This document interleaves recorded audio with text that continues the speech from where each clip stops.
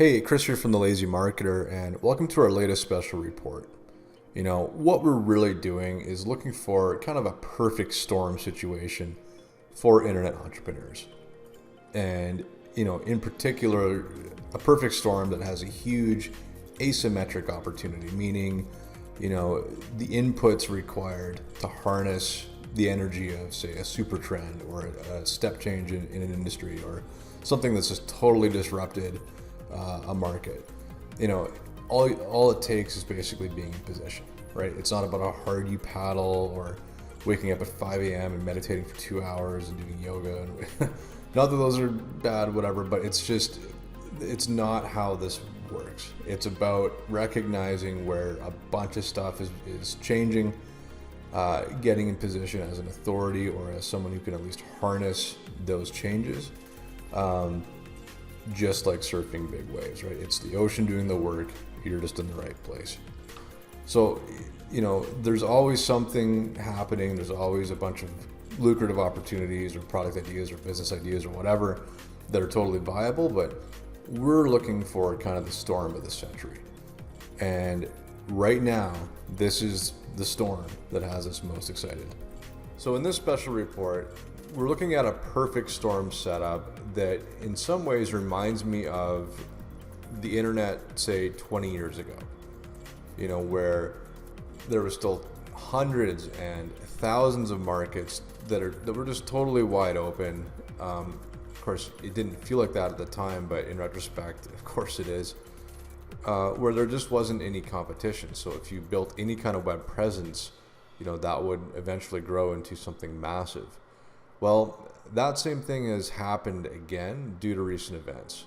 We're talking about situations where even tiny amounts of traffic can generate outrageous revenue. So, what we're looking at, and we'll get into in a second, are niches where leads are readily selling for $300 to $800 or more a piece. And where sites, again, with just a trickle of traffic and tiny email lists are producing six-figure revenues. And there's hundreds of niches like this that have just recently opened up, and all of them are virtually untapped. So here's the situation. B2B, meaning companies that sell to other companies, has become a whole new world of opportunity recently. And that's because until recently, most B2B industries have just been in the digital dark ages. So think, anything from engineering firms to supply chain services to manufacturers, you name it. There's been really no pressure for the companies like that to get online and figure out how to grow across digital channels. Well, until recently, because as we all know, 2020 was a little nutty. And basically the world shut down. Now, where companies like this typically find new customers is going to be at things that are kind of what they've been doing for decades prior, right? So trade shows and conferences and in-person selling, that kind of thing. Well, none of that was possible for over a year, right? And so in this way, COVID-19 accelerated a trend towards digital adoption that most of these companies had just been procrastinating on for a decade or more. Not that it's not effective, it's just that, there's no real pressure to change what's working, right? But in COVID-19, going digital became do or die for these companies. Now, very interestingly, this mad rush to figure out how to sell digitally, how to grow sales prospects and get the sales teams figuring out, internet leads, all that kind of stuff, that has not slowed down since the pandemic has faded off. It wasn't just a temporary effect. It's definitely here to stay. Some of the reasons why companies who saw results initially in 2020, obviously they are scaling up. And on the flip side, companies who maybe didn't see results yet Well, they're still going to invest because now all of their competitors are figuring this stuff out. And if they don't, they'll be left behind. Now, just as something to think about, the average customer value in these industries is usually measured in millions, right? So in that sense, like how many, what are they going to be willing to pay for quality leads? The bottom line is that B2B companies like this finally get it. And so that means all of these niches, all of these B2B niches where no one's cared about having an online presence, even though they're billion-dollar companies, these have just now come online. So bottom line, if you can build targeted traffic and engaged audiences of pretty much any size in these niches, you are now sitting on a gold mine in the post-pandemic era. Here's why.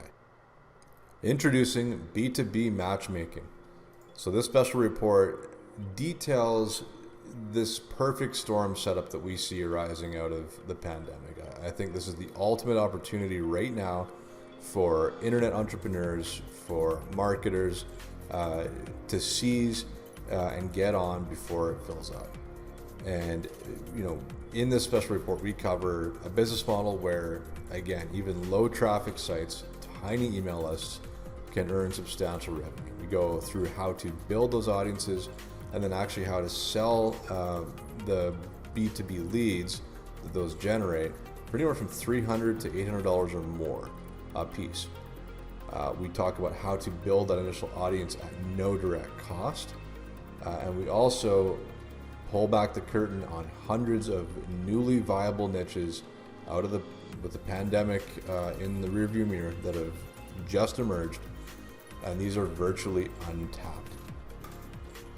So we go through over 6 powerful monetization strategies that make all of this possible, where it becomes feasible to drive anywhere from $3 to $5 or more in revenue per visitor, including repeat visitors.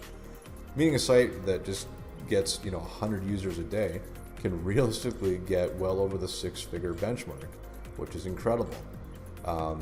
We have 3 detailed blueprints for anyone from solo founders to small medium businesses to funded companies that really go through exactly how to do this, right from the implementation steps, what your tech stack looks like, all the way to your growth strategy, how to land deals, how to find advertisers, all that stuff.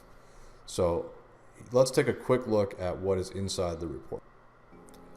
In part 1, we take a look at why this is such a huge opportunity right now.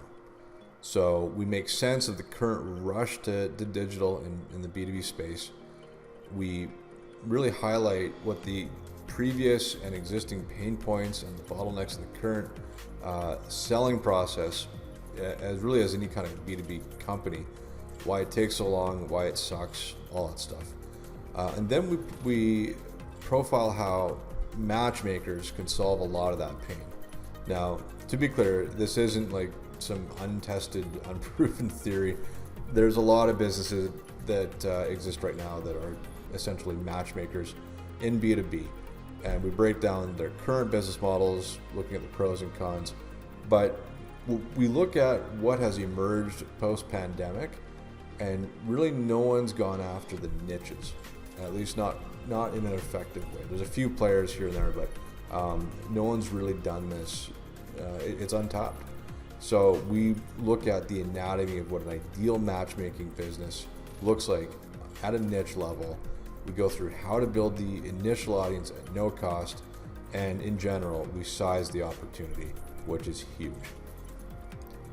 And in part 2, we take a look at the competitive landscape. So we dive in, look at existing incumbents, competitors across key markets. We uncover their actual metrics. So we pull out their traffic, revenue, growth performance, and how much their audiences are actually worth on a user level across many of the spotlight players in the B2B space.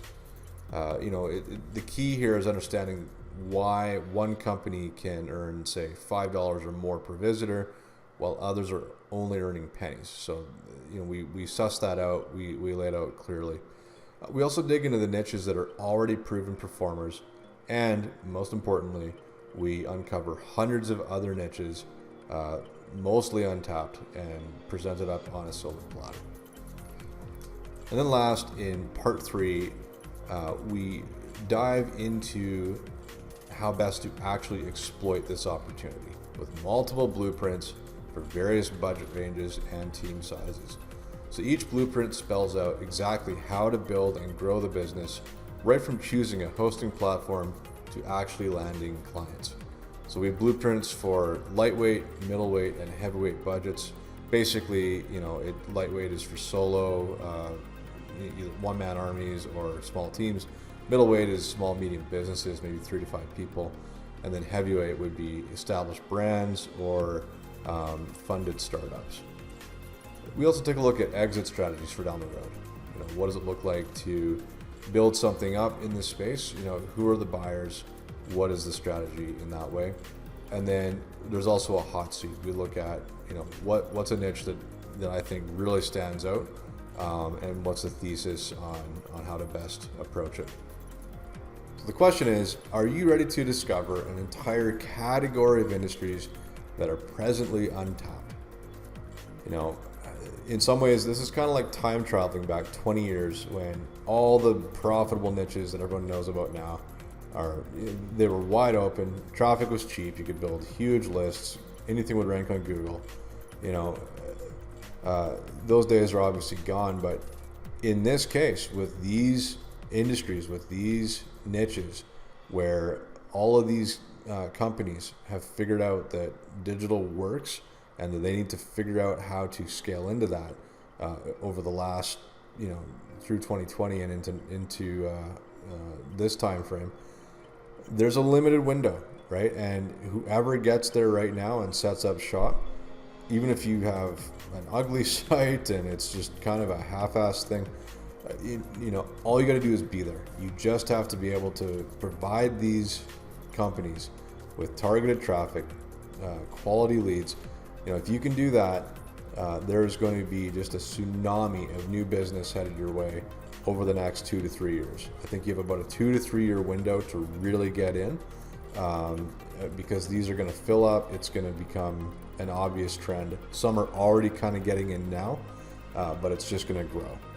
So, the special report, we're pricing it at $295. I'd say that's pretty damn good value considering that's what an individual lead sells for in these markets on the low end. The bottom line is, the customers in these markets are worth 100 times what we're used to as marketers in general. And that also means that your audience similarly is worth 100 times what we're used to, right? So that's why a site with 100 visitors a day or a tiny email list is so valuable in these kinds of spaces. Anyway, $295, in my opinion, it's a bargain.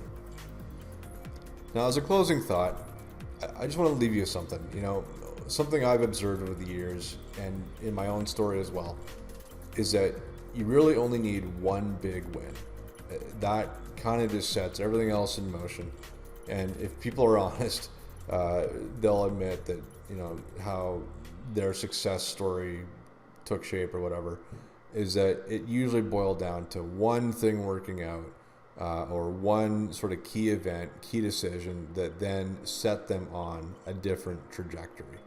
So for me, this was a stupid little experiment. It took 20 minutes. I didn't even think about it, but I figured out how to use shareware distribution to promote offers. This is over a decade ago, and that worked out really well. It was the whole thing was kind of funny at first, but then it really opened my eyes to what was possible using kind of like overlooked channels.